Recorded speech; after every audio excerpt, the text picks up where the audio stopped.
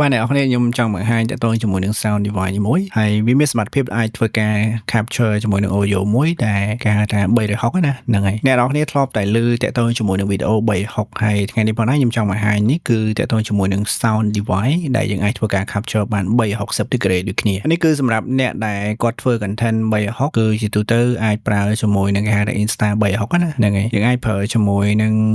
version ក្រោយនេះដូចជា X5 ហ្នឹងហើយ X5 ក៏បាន X4 ក៏បានដោយអ្នកគ្នាឃើញនេះគឺរបស់ខ្ញុំមានស្រាប់គឺ X4 អញ្ចឹងតើតើជាមួយនឹង Zoom H3 VR Virtual Reality Audio Recorder ហ្នឹងគឺវាគេហៅថា complete solution មែនតើតើតើជាមួយនឹង capturing ហើយនឹង process ទៅលើគេហៅថា spatial audio for VR ឬក៏ AR អញ្ចឹងទៅនឹង mix ជាមួយនឹងគេហៅ reality content អញ្ចឹងណាហើយវាមាន built in ambient sonic mic ហើយវាដើរតួជា recorder ហើយនឹង decoder ផងដែរអញ្ចឹងមានន័យថាអ្នកនរគ្នាអាច record ហើយយើងអាច playback ស្ដាប់នៅលើ device នឹងផ្ទាល់តែម្ដងអញ្ចឹងណាអញ្ចឹងសម្រាប់ audio នេះវាមានតួនាទីច្រើនម្ដងអ្នកនរគ្នាយើងអាច record ជា function ambient sonic audio VR ក៏បានឬក៏ហៅថាមួយទៀត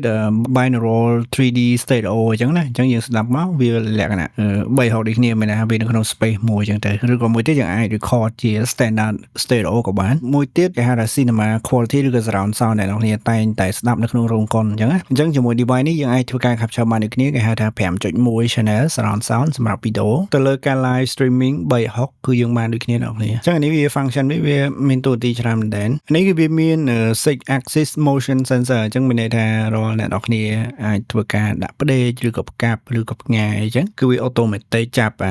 គេហៅថា sensor ហ្នឹងគឺវាចាប់ axis ឲ្យយើង automatic ហ្មងយើងបាច់ខ្វល់ថាអូខេយើងត្រូវរៀប angle បែបម៉េចទេអញ្ចឹងណាអញ្ចឹងជាមួយ device នេះងាយស្រួលមែនទែនវា portable ទូចណាអញ្ចឹងគឺអានេះធ្វើមក build គឺសម្រាប់យើងអាចប្រើជាមួយនឹងគេហៅថា360 capture ណាហ្នឹងហើយឬក៏មួយទៀតគេហៅថាសម្រាប់ content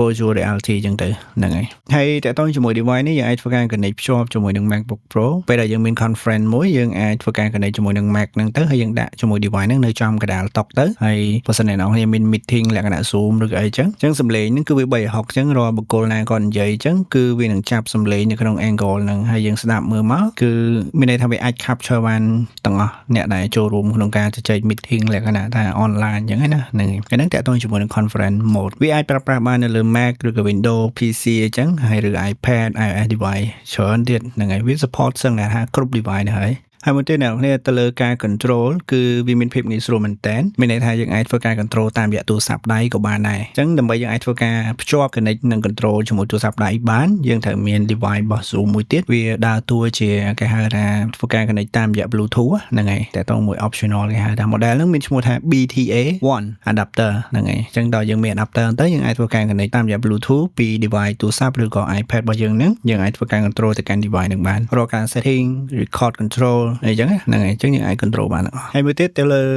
គេហៅថា post production គឺមានភាពងាយស្រួលមែនទែនមានន័យថានៅពេលដែលអ្នកនរគ្នាធ្វើការ record ជាមួយនឹង device មួយនេះហើយយើងអាចយកមក convert វាតាមរយៈ app មួយដែលមានស្រាប់គឺឈ្មោះថា Zoom MB Sonic Player ដែលអនុញ្ញាតឲ្យអ្នកនរគ្នាអាចធ្វើការស្ដាប់ភ្លាមៗឬក៏អាចធ្វើការ convert sound ដែលអ្នកនរគ្នា record តាមរយៈ device ហ្នឹងបានភ្លាមៗតែម្ដងអូខេអញ្ចឹងជាមួយនឹង function មួយចំនួនដែលខ្ញុំបានប្រាប់អ្នកនរគ្នាខាងដើមអញ្ចឹងវាមានតែប៉ុណ្្នឹងឯងហើយតើតើជាមួយនឹង feature បន្ថែមទៀតខ្ញុំគិតថា Zoom នឹងអាចមាន